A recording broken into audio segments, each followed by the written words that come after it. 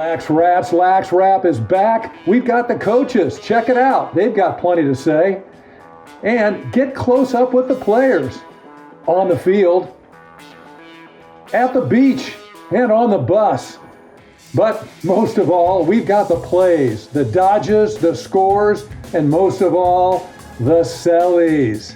So let's celebrate right now. Hey, Chopper here, and we are so excited to be started on the 2020 season for LAXRATZ LAXWRAP. One of the things we'll be bringing you is a lot more content.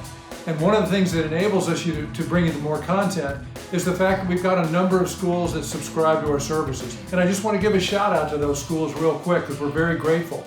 Oak Park, Peninsula, Palos Verdes, Culver City, Agoura, Crespi, Mater Dei, Sierra Canyon, Columbine, Palisades, both the girls and the boys, and Westlake. Thank you to all those schools for using our services, and hopefully more may sign up, because the more that sign up, the more content we can bring you.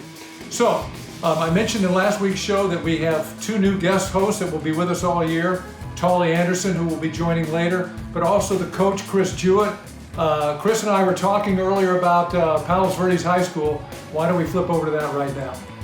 And how about PV? You said that they got the W this week, right? Yeah. They're loaded. Let's just face it. The Chiefs team is absolutely loaded, and he's putting some zen into the PV program, which I think is going to help them this year. So yeah, the Chief is not here to defend himself. His team may move up in the rankings, and if so, there's nothing he can do about it, right? Nothing. Chief, you're going to be stuck with whatever ranking we give you. Yes. Okay, we've got a lot coming up this show. As I mentioned earlier, we've got tons of content. Everything we're going to be doing this year is much more human interest, much more deep dive into the players, their procedures, and so forth. You've been busy this week. What can you tip us off to that we'll have coming up later in the show? Yeah, so I got a chance to get Marissa Hewitt on film. She's director of Harlem Lacrosse, doing a great job. I got my captain, Braden Woomer, went back east to watch Dartmouth play and went to a couple prospect camps in the NESCAC. And former captain Mike Quinn of Yale, unbelievable guy, just an absolute stud, super smart, excited to have him on film. Okay, so stick around, we got a lot coming up. Hey, Chris Hewitt, LAXRATZ, head coach of St. John Bosco High School, here with my captain, Braden Woomer. Braden's had a really unique experience over the weekend. He went back east to Dartmouth to see our former captain Mitch Myers play for Dartmouth.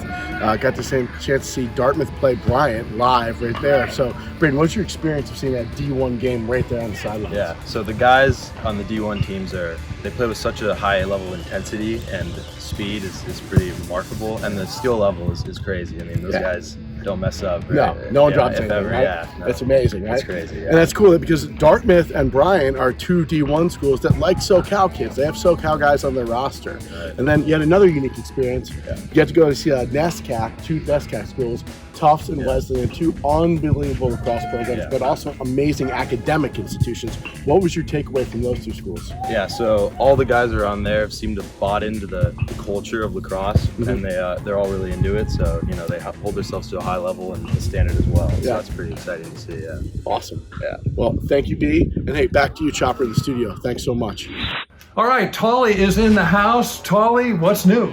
Oh my goodness, it was a busy last week. I saw Agoura at Palos Verdes, and then I went over to Redondo where they played Westlake. And Agoura and Westlake both have new coaches, so we'll see interviews with them and see what their expectations are later in the show. Real quick, who looked good? You saw 4 teams play. Who did you like? Oh my goodness.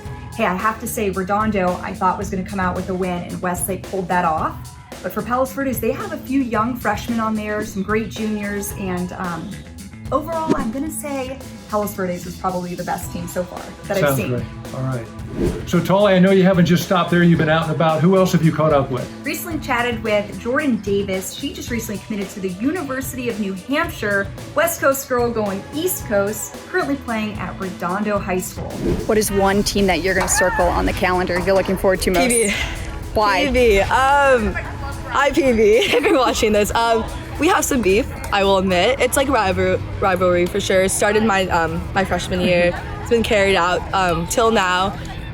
Funny though, I have a bunch of good friends on PV, but we still it's the game to go.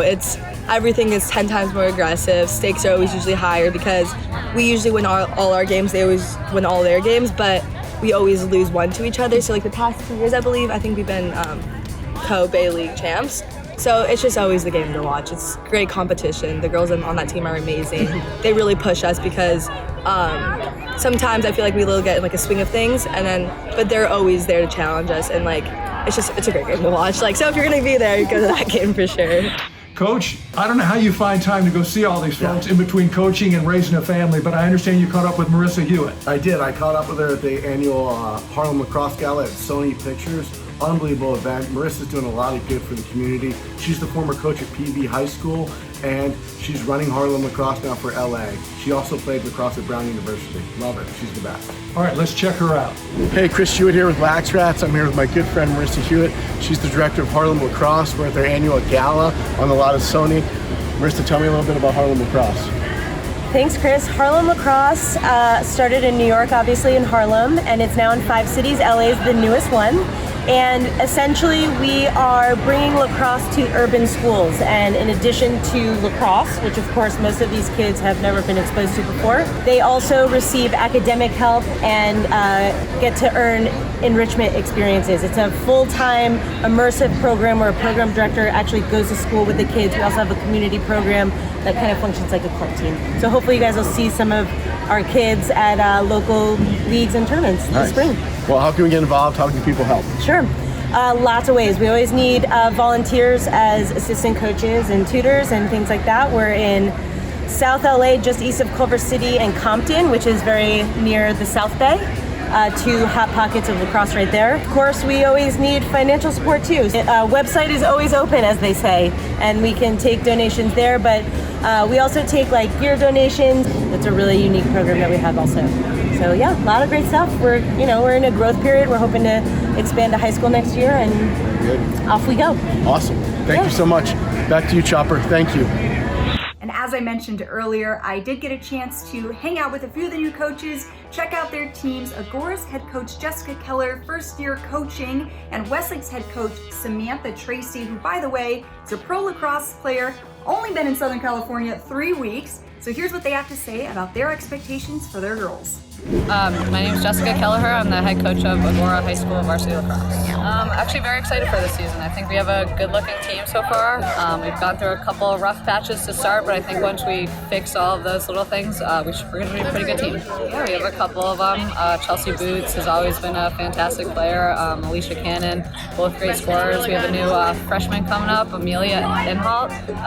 She's going to be a pretty good player. Samantha Jo Tracy. I'm the head coach of Westlake High School. We are working on a lot of stick work. Stick work is a huge priority. Fitness, and then we're working on our IQ, so lacrosse IQ, and making sure we're one step ahead of everyone else. Any standout juniors or seniors to look out for? Well, we all know Shelby and Kaylee, but we also have Delaney as well as our 3 top seniors, and we have a couple superstars in the making, but I don't have to tell you. Okay. Coach, I know it's hard to get your arms around the top 10 teams, but we're asking you to get out there and do it. Why don't you start with the 10 through 6? Who we got? I'm putting St. Francis at number 10. Coach Donnie Bowers is doing a great job there. They had a nice little upset win against Harvard Westlake, and let's face it, I think they can win D2 this year. Okay, great. Yorba Linda's coming at 9. They haven't had a game yet, but you got to stick them in there. CDM at number 8. Their first game's actually today against Servite. By the way, watch out for Servite. They can make some noise this year, and they have a great coaching staff there. Another football powerhouse is starting to make noise on the lacrosse side, right? They're talented. Okay. 7, Agoura, right? Sean Lindsay's doing a great job there. But I did hear, unfortunately, their best player broke his wrist skiing, so that's going to be a tough one, out 4 to 6 weeks. Ouch. You know, their girls' team's doing well, too, so it looks like they may make noise on both sides of the fence. Yeah, great programs there. Good. Number 6, Santa Margarita. Again, another big win over Harvard Westlake. There's a good team down there. They're consistently good every year. Number 5, you got to put St. Margaret's in there. Young program. They're 1-0 right now, and I heard that Will Stahl is a sophomore midi for them who's just doing great things, an absolute star on the field. Okay, so St. Margaret's was 3 a week ago? They were 1, actually. Okay, They were 1, but then I started talking to some people, doing a little research. Again, this could totally be changed by the end of the year. The key is just to get in the playoffs. Oh, in fact, and then you never know what happens. The Chiefs said we don't care what we are until the last week, and that's where we want to be number 1, right? Exactly, yeah. Okay, those are our, that's 10 through 5. Okay, this is the section where we go over the top teams, and we have sponsors this year, gang. We want to give a shout out to Spidell Watches, to Stringking, Leverage Lacrosse, Buku, and 360flamingo.com. They're all helping us make this available to you. Tauli, we don't need to do a whole nother top 10 teams because the season's young, but there's a couple that are moving up and down. Why don't you tell us about those? The real deal out there, Newberry Park, who beat Palos Verdes. And of course, there's Foothill, word on the street, they're the real deal, beating Westlake by 10. Say it ain't so. Westlake's a top 10 team. Westlake, exactly. How good are the Knights? We're going to find out as the season goes along. What about social media? We got everybody watching us now? Of course, follow along, subscribe, like us at LAXRATZ, and then our website, laxrats.com. YouTube, Facebook, I don't know. All of it. Your generation knows that better than I do. Click, Keep it, like it. And like us and subscribe, all right? All right, speaking of the show, give me the team 4. Who you got? Westlake, they're undefeated. Great team, up and down, 4-0, and a little fact that I don't think people know, but Coach Pete up there lived in Russia for a while and has an unbelievable Russian dialect. He's a dialect coach. So I'm thinking maybe, Coach, you could do the top 10 one day in Siberian dialect. Okay, that's a shout out to you, Coach. We got to get you on the show or at least get a camera in front of you for your top 10. We look forward to hearing that.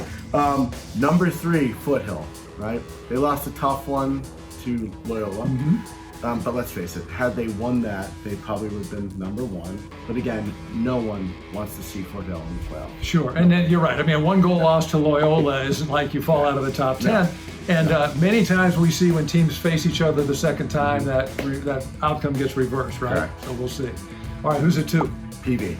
All right. They're Chief, sorry, we're moving you up the ladder. Too good, right? You said they're loaded, right? They're loaded with talent. I mean, and they're just very good, very well coached. I think the Chiefs put in a little zen, like I said before there, and good things will happen for them. Well, if you're a PV parent, be careful, because one of these weekends, the Chief will take your entire tribe up into the Himalayas where they'll meditate, grow beards, all of that, so, and win lacrosse games. But somebody's better than PV at this point, right? Yep, that's Loyola.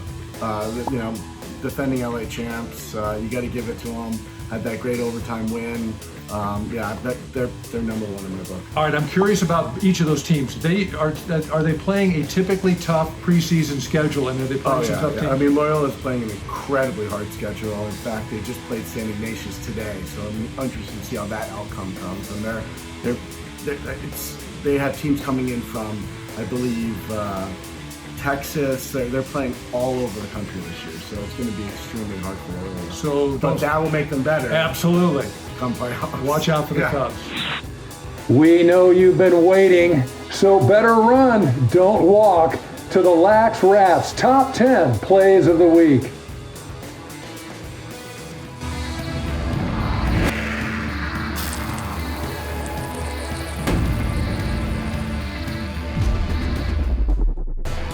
Number 10, Westlake is off to a hot start, and they swarm the cage. 2 shots denied, but 3rd time's a charm, as number 32, Ryan Sullivan, with the score. Number 9, and it's Westlake again. The long pole beats 1. Then the slide, oops, no slide, bang. Number 8, take a look at Palos Verdes girls off the face-off. Watch number 17 advance the ball, set up a clean look for number 7, and she says, thanks. This is how we do it. Number 7, Oaks Christian. Number 16, Josh Harrison. Defensive plan A seems to be lock off on the attackman and leave the pole to the goal. What's plan B?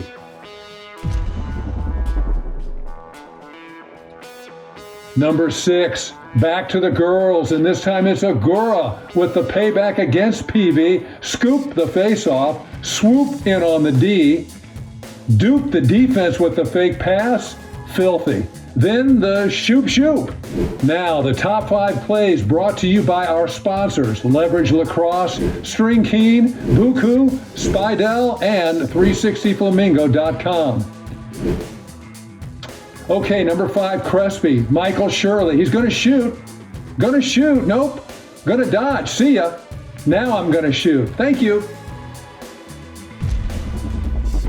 Number 4, watch as Oaks Christian fires. Goalie with the save, but the rebound's up for grabs. And then it's number 10, Ronnie Riddell. He picks up the garbage and stuffs it in the bin. At number 3, this week's tough guy, Westlake, number 45, eating checks, asking for more. The shot, the body slam, but he's back up. That all you got? Number 2, another bad dude, Peninsula, number 7. Watch as he slugs his way to the cage, scores one, eats one. Gimme, gimme, gimme. And this week's top play, it's the Big Bang Theory right before your eyes. Chaos, followed by a flash.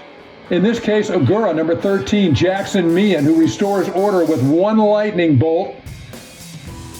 Bang. And this play earns Jackson a top play prize of a head string kit from Stringking. That's going to do it for this week's LAXRATZ LAXWRAP. I want to thank all the coaches, all the players, everybody that's submitting film and contributing. Please keep that coming. That's what makes the show robust. I want to thank our producer, Lisa Allen, and our executive producer, Mark Haddad. And this is the Chopper saying thanks for watching. And Tauli? I'll see you at a field near you. See you next time.